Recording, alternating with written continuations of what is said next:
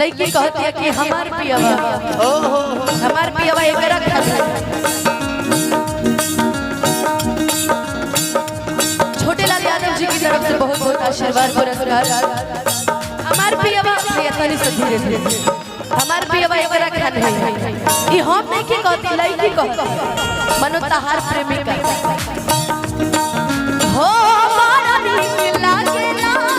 कलम जी के पोतिया कि जब से ले आइल बाड़े आपन घर टोलिया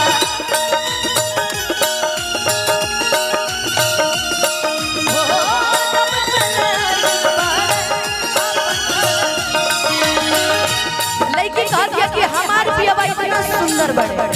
तनी धीरे करो धीरे धीरे हमार पियवा अच्छा लाई तब इनकर ऊपर हम गाएंगे कि हमारे पियवा इतना सुंदर बड़े इतना पातर दुबर बड़े इनकर गार्जियन नु है बड़ा नीक लागेला कलम जी के पोतिया कि जब से ले आइल बाड़े आपन घर टोलिया छोटू राय जी की तरफ से बन के हमारा जिंदगी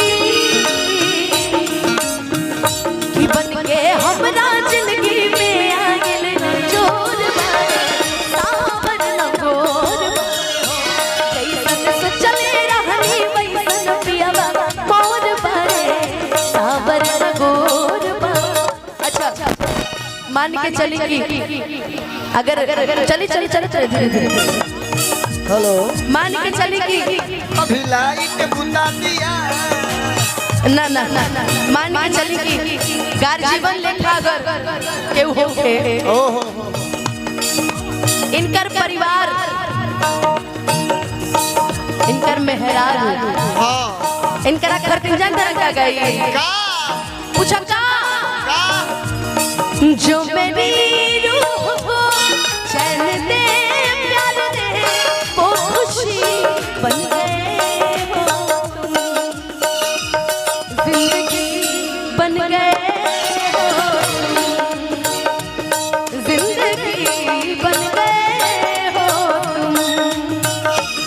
जो मेरी रूह को चैन दे प्यार दे वो खुशी बन गए हो तुम जिंदगी बन गए हो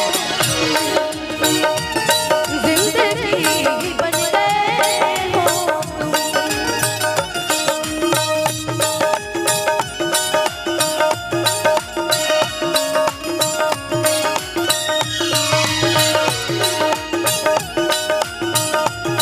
सावर नगोर और एक सूचना है जो हमारे टेंट वाले भैया अपनी कुर्सी हटा लीजिए नहीं तो ये सब बड़ी प्रेमी आदमी है कुर्सी बचेगा भी नहीं हटा लीजिएगा भैया।